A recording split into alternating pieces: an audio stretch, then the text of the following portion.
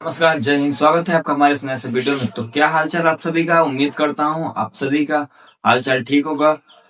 तो जैसे अपने देश में बेरोजगारी बढ़ती जा रही, पेपर लीक बढ़ती जा रही, हर एक चीज किसी भी प्रकार से कोई सीक्वेंस से कोई चीज हो नहीं रहा है। अब जो भी प्रोटेस्ट चल रहे हैं उसमें से कोई खास रिजल्ट मिल भी नहीं रहा है। अभी सीजेपी एक पार्टी नहीं कह सकते, उनमें जो कॉकरोच जनता पार्टी, जो अनएम्प्लॉयमेंट और जो युवक लोग हैं, यूथ लोग हैं, उन्होंने अपनी एक खुद की बनाई है सीजेपी पार्टी, जिसमें उन्होंने प्रोटेस्ट किया था दिल्ली में।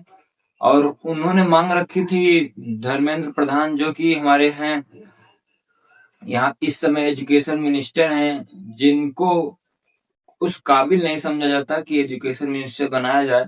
इसीलिए उन्होंने एक अपनी मांग रखी कि इनको इनके पद से हटाया जाए या फिर वो खुद इस्तीफा दें। इस प्रकार से उन्होंने दिल्ली में मांग की और प्रोटेस्ट किया कि इनको हटाया जाए एजुकेशन मिनिस्टर पद से। और फिर उन्होंने पुणे में भी किया, परसों एक दो दिन पहले पुणे में भी उन्होंने प्रोटेस्ट किया। उसमें से कुछ बड़े लोग भी आए थे, टीचर्स भी आए थे। और कल रही बात हमारे यहाँ लखनऊ में, कल लखनऊ में बहुत बड़ा प्रोटेस्ट था, जिसमें उन्होंने 4 बजे तक ही टाइम अपना लिया था। उसके बाद उन्होंने प्रोटेस्ट छोड़ दिया। उसके बाद फिर उन्होंने 3-4 लोगों की एक टीचर्स और स्टूडेंट की ग्रुप में अब जाएंगे अधिकारी के पास, बड़े ऑफिसर्स के पास, और जो भी मिनिस्टर हैं, जो भी उनको समझते हैं, उनके पास जाएंगे, अपनी मांग रखेंगे क्या कमी है, पेपर कैसे लीक होता है, चाहे यूपीएसआई हो, चाहे यूपी 8080, और चाहे नेपाल हो। इन सभी चीजों में जो भी पेपर एग्जाम लीक होते हैं उन सभी के बारे में बात करेंगे वहां पर।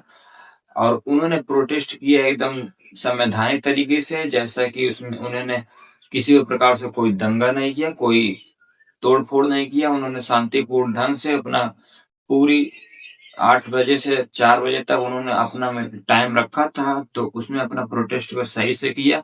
जिसमें से सीजेपी के जो ओनर कह सकते हैं, सीजेपी के फाउंडर जो हैं अभिजीत जी, वो भी आए थे। वो भी अपना सपोर्ट दिखाए थे। और बहुत बड़े बड़े टीचर्स आए थे, आरडब्ल्यू के कुछ टीचर्स थे, और एग्जामपुर के विवेक सर, जिनकी वजह से ये सब हो रहा है, जिन्होंने बच्चों के लिए आवाज उठाई है। जब सब लोग पीछे हट रहे थे, उनका जो प्रयागराज में कोचिंग है वो भी सील कर दिया गया, फिर भी वो हार नहीं मान रहे, क्योंकि उन बच्चों के लिए ठाना है कि मैं कुछ करके दिखाऊंगा। और सिस्टम में बदलाव करने की प्रयास कर रहे हैं, तो करेंगे जरूर। लेकिन और सभी बड़े टीचर्स से और बड़े जो मंत्री पद पर हैं, जो विपक्ष लोग पर हैं, उन सभी से भी रिक्वेस्ट है कि आप सभी सवाल करिए किसी न किसी, क्योंकि पेपर इतने ज्यादा लीक हो रहे हैं। और जितने भी मिनिस्टर्स हैं, उनके जितने भी बड़े नेता हैं, उनके बच्चे फॉरेन में, विदेश में सेटल हो गए हैं अभी से। तो कुछ विपक्ष और पक्ष इसीलिए होते हैं कि आप विपक्ष में हैं तो कुछ तो उनकी जो कमी है उसको रखिए। अगर आप कमी को नहीं रख रहे हैं, आप डर रहे हैं, तो जब इतने बड़े बड़े नेता लोग डर रहे हैं, तो आम आदमी की बात तो और। खैर, माना जाता है लोकतांत्रिक देश भारत में जो लोकतंत्र होते हैं उसमें लोगों की चलती है, बट ऐसा नहीं होता। लोगों की एक बार चलती है चुनाव के समय, लेकिन लोग गलती करते हैं, क्या सही क्या गलत कभी समझते नहीं, बाद में वही लोग पछताते हैं। तो ऐसा ना करें। अगर आप लोकतांत्रिक देश में हैं तो लोगों की बातों को सुनिए, जो कह रहे हैं उनको सॉल्व करिए। आप इस्तीफा नहीं दे रहे हैं तो कम से कम पेपर लीक को तो रोक दीजिए। इतने सारे बेरोजगार युवा हैं, उन्होंने दिखा दी अपनी पावर, लेकिन अभी भी बहुत सारे प्रोटेस्ट बचे हैं, वो अपनी पावर पूरा दिखाएंगे। बट कुछ हमको रिजल्ट अभी तक कोई कुछ मिला नहीं किसी प्रकार से कि कुछ होगा यहाँ पर।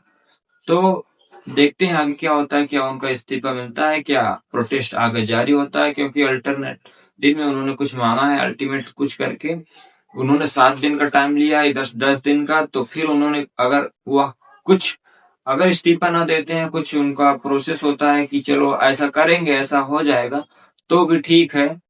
फिर मिलते हैं नेक्स्ट वीडियो में, तब तक के लिए जय।